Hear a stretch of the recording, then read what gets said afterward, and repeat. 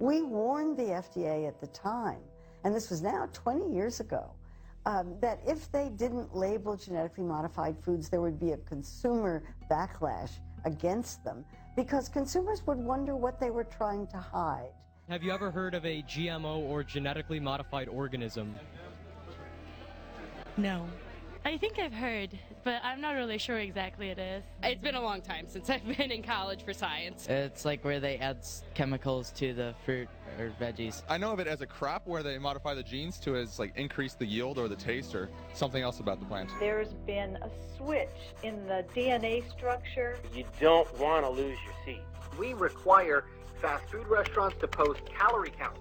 So what happens in 10, 20 years down the road? To obtain a better understanding of these GMOs, I set out to interview both experts in the field of and those personally affected by genetic engineering.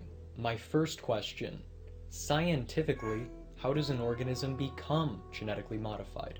A genetically modified organism, or a transgenic crop, is when a gene is taken from one organism and put into a different species. This typically is either a bacteria or a virus.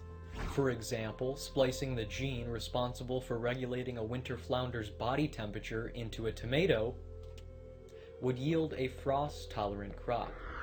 Although humans have selectively bred plants forever, agribusinesses like Monsanto began truly genetically modifying seeds in the 1980s to both maximize farmers' crop yields and subsequently the global food supply.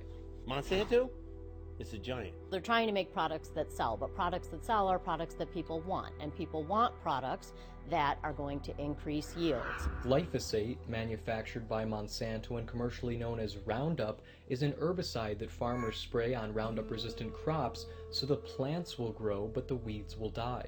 It's easier for these guys. They don't have to hassle. They don't have to be as accurate. Roundup takes care of it. For now. By utilizing herbicides, pesticides, and advanced technologies, conventional farmers can spend less and produce more.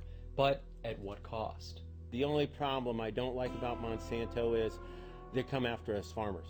They have these patented seeds where they say, well, farmers can't use our seeds for a second round of crops. So you can buy the seed, you can plant it, you can harvest it, and then you've got to wipe your field clean and you've got to start new every year. That's part of the agreement the farmers sign. They go into farmers' fields and check, even though they're not supposed to. I mean, they trespass. Yeah, we know. Monsanto has filed suit against farmers who save and or replant these patented seeds so as to protect its multi-million-dollar investment in genetic research and development. A group of organic farmers in New York even preemptively sued the biotech giant in fear they would be sued if patented seeds from neighboring farms contaminated their fields via wind currents. But how does this information affect the average consumer? Foods that are most often genetically modified are tomatoes, corn, and soybeans, but corn and soybeans are probably the most common.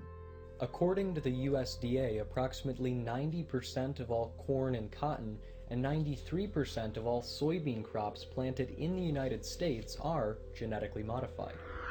And, despite suggestions of noble intent, they're genetically modifying rice to treat vitamin A deficiency throughout the world. There are people starving in Africa, and if we can get them the food that they need, I say why not? Both the safety and nutritional value of GMOs is inconclusive and highly disputed. There's no difference between if you ate all organic or you ate regular food. So it's not going to improve your life or health or nothing different, as long as you eat fresh. GMO salmon and farm salmon also produce only 1/3 of the healthy omega-3s that wild salmon have. So the nutrient value is down by almost 70%.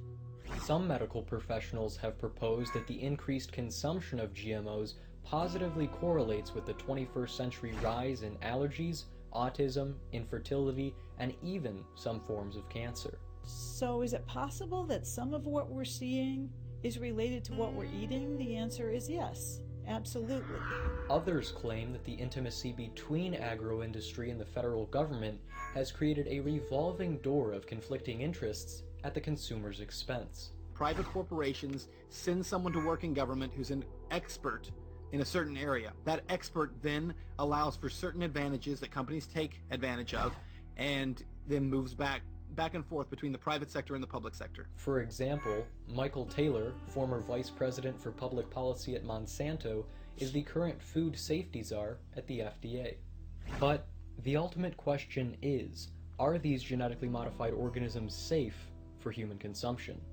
So you watch these commercials, you know, for some drug on TV, and then the last 15 to 30 seconds of the spot is this long list of disclaimers warning you of all the effects and the side effects of these drugs. Well, if you had to do that with a tomato, chances are people wouldn't buy it. There are definitely scientists who will do a study with an end goal in mind, and they will set up the research to show whatever their agenda was at the outset. And I think there are probably people on both sides doing those kinds of things. I certainly think that there needs to be more research done. Right now, we do not have conclusive evidence to show that these products are in fact safe for consumption. This global uncertainty has prompted more than 60 countries, including all those in the European Union, to either restrict or outright ban the production and sale of GMOs. Countries around the world have said we don't want this genetically modified food. Because neither Congress nor the FDA has yet to mandate the labeling of GM foods, despite grassroots propositions and protests, some food companies have proactively assigned a non-GMO seal to their products. We're going to force stringent labeling on everyone except for in the case of GMO foods. That's a problem, because again, it's where government has now decided that in this case, this particular area doesn't have to comply. Without transparency from our federal government, we are left in the dark. So, who is responsible for determining whether or not GM foods should be labeled, banned, or simply ignored? You decide.